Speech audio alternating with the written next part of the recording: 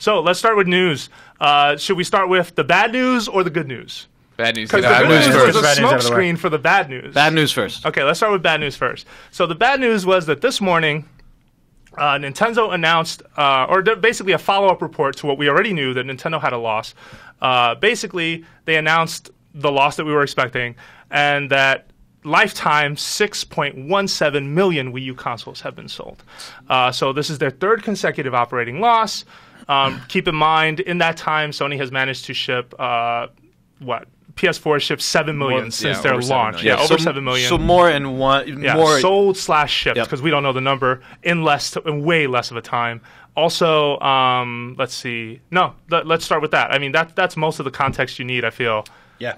This is bad news. It is bad news. It continues to be bad news. They're still suffering from having a really anemic lineup, especially on the Wii U, right? 3DS numbers weren't amazing, but much, much better than Wii U. I mean, you wouldn't regularly call the 3DS sales a failure. It's just that their business is not in the black right now. Wii U, though, you know, they took down their sales estimate to what, like 2.8 million?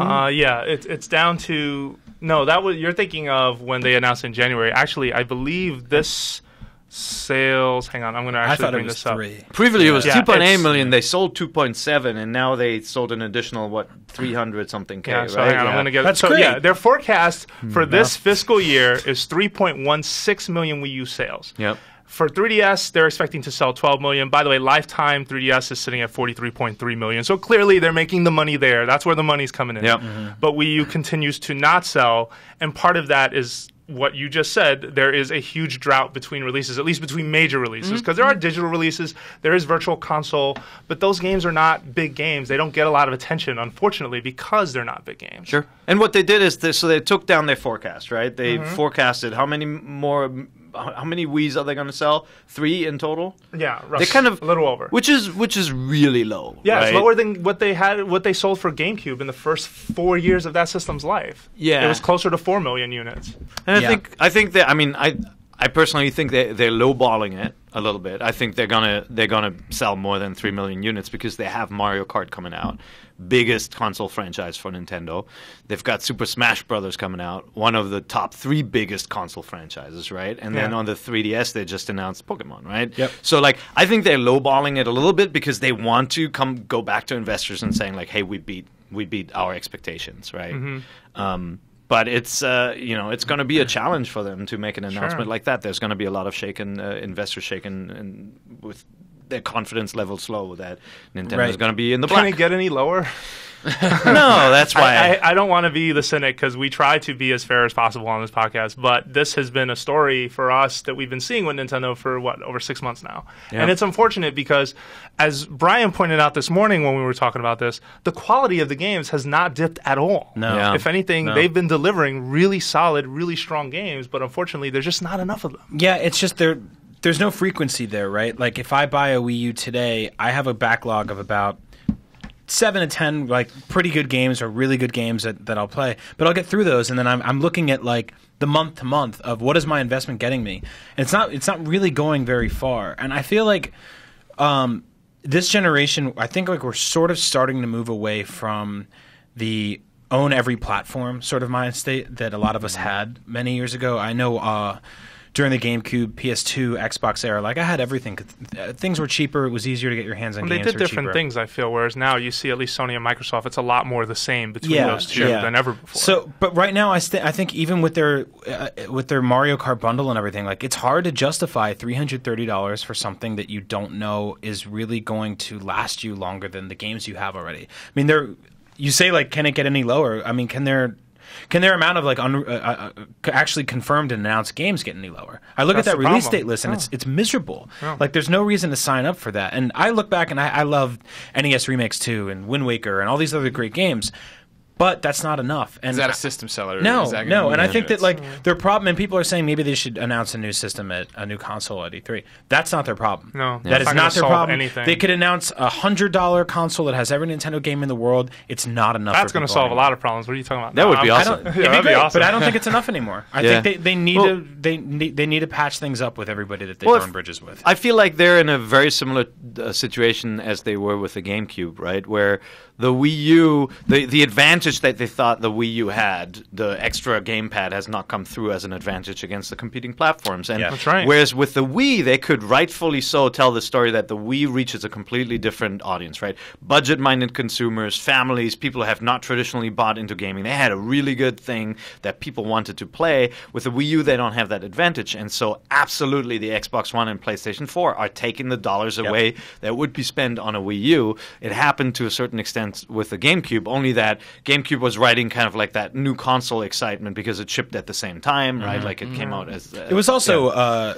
equal, if not greater than in power than its competitors. Some of its competitors were, and I don't think that power means everything all the time. But I think in some cases it's important. Well, when there's parity across cross-platform development, it's extremely difficult for a company to say we're going to make a version for PS4, Xbox One, and then there's this thing with old specs that we have to think backwards to create on. But even if it had been, it was, the GameCube was not as powerful as the original Xbox, right? But you put Rogue Squadron up there, and everybody's going to say, man, that's like the best looking console game I've ever seen, Resident right? Evil 4 Look or at something Mario like that. Kart 8, which we're going to talk about later, but that game looks amazing. Yeah, it looks right? really good. It looks absolutely stunning, and that's running on what people consider like to consider last-gen hardware, which is Yeah, maybe but this not all goes entirely back true. to just the problem with Nintendo and third parties. Yeah. The fact It that does. there's a reason Uncharted and Last of Us look the best on PlayStation 3. It's because the people making those games are just making that game. People making Mario Kart 8 are just making that. Yeah. The Call of Duties, right? When they would come to Wii, they'd be garbage piles that online didn't work and all those other problems because they have all these other SKUs to worry about that are going to sell way more. And that's Yeah. where you get into now that there's no Band-Aid for the wound here. You know what I mean? Yeah. The only thing Nintendo has are first-party games. Yeah, and so that's where the only, I think they are going to sell 3 million plus. I think they are going to beat expectations on this. And I do think that they're steadily going to go back into the black, right? This is such a cyclical business. Every year is slightly different, and having these 3 consecutive years of losses is very unique for Nintendo, right? I think they're going to come back. The only thing about this announcement that scares me is that there is no silver bullet, right? If they had confidence that third parties would be on board with big games come E3, they would have raised the expectations, Yeah. right? And they would have said, EA is going to support us with 10 games. So clearly that is not happening, right? They're going to have to rely on their own franchises to get them out of the hole. No, that's a good call. I think this might be the first Nintendo E3 in a while where we don't see that Third-party reel? the third-party reel with all the logos, and most of those things never come to Skylanders! fruition. Yeah, totally. Yeah. Skylanders will be there. Yeah, I mean, there might be some little thing with 1 or 2 Sympathy Ubisoft games and something like Skylanders or something like that. Yeah. But I mean, I've been saying this for years, but they are and need to move out of this race in the traditional sense as fast as possible. They need to keep reevaluating their presence in this, because every single time they go up against the other 2 guys, they just look terrible. And it's not a good look for them. And their quality is so good that I don't think they need to be in that race. But what does that mean to you? Because right now, I feel like they are totally out of the race. They're going to keep making first-party games, and that's all they need. They're not worried about the lack of third parties. But those first-party games aren't going to sell their system. That's the reality. That's what I'm saying, though. I don't understand what the other option is. I feel like they're playing that hand right now. We're going to march to our own beat. We're lowering expectations. It's all expectation-based, right? If they're sitting on as much money as they're sitting on, I think one of the things that could help at least is talk to third parties, offer co-development. I don't know. It's really hard to talk about game business because we don't know how much money goes into this from publisher side, right? Yeah. But work out agreements where, okay, it's very unique to Nintendo, but you're getting software on your platform, and it's not Mass Effect 3, and it's not games people played a year ago. Because ultimately, that was a really weak part of their launch, and it was unfortunate. But they are. I mean, think about the Zelda level in Sonic, right? There are these kind of crossover discussions going on. I guess I meant it. And I think they just have a handful of publishers that are still close allies that are mostly Japanese, right? Yeah. And they have not been able to convince an EA, for example, that their consoles, that their platforms are viable. And, no, but they do this thing every couple years, which is like this really sort of like desperate grab to go, hey, let's put this character in this basketball game, and like let's how about the Wii version of this has an exclusive this. Like they have these little things, but Nintendo fans don't want them. Like that's the problem here. Like Nintendo fans do not buy third-party games even when there is a great lineup of them available. Right. They just don't. So like that. I mean, like the calls coming from inside the building, right? Like that has to happen internally with their fans as much as it has to happen externally with their developers. Yeah. That said, Bravely Default is an example of a game that people did go out and buy, right? No, so, they did, yeah. Which is, I would have never expected that because it just looked too niche to even be a big player, and it is now a big player, right? Like if there are, it's just the right titles on the right platforms, and we're not seeing that a lot from third parties. But Western development matters a lot, at least these days, right? Last generation, it was like the West became like the core developer for the most part, right? Where most games that were made in the West were selling really well globally, versus it's been the opposite for years, right? Where Japan was leading in that space. You know, like USA. I mean, Nintendo's list of Western developers is very small. We're talking about companies like Next Level, a company like Retro, which they own, a company like Monster Game, which does smaller projects for them. I think they did Excite Trunk, and they also worked on Donkey Kong. But they need to go bigger than that. They need to convince other companies to come on board while they're in the middle of all these projects. Here's my problem with it. I don't think they do. I think I feel like... You don't think they need to? No. I feel like right now Nintendo is in a weird spot of not having a direct message of who they are and who they're aiming for.